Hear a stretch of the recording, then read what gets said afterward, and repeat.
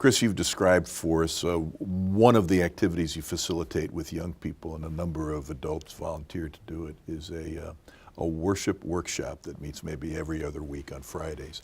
And I can imagine a couple of different ways of owning that space, or the kind of aspirations that can motivate that space. One is, you don't know how to worship, but we're going to workshop how to worship so that you can then present worship with the big church. Yeah. Or there's a come and let's play at this stuff, which is itself worship. And I give us a little more flavor for how you understand the moment.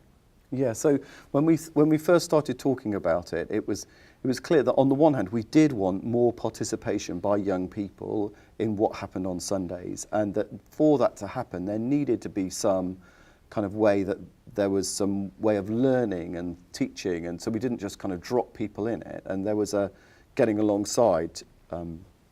But also that we didn't just want to say, okay, everyone, we know what you really want to do is you really want to be at the front.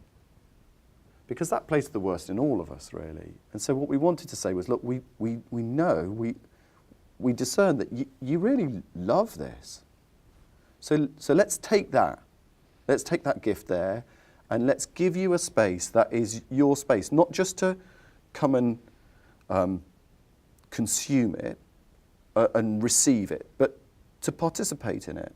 And you might never have thought that you could be a person who might sing through the microphone.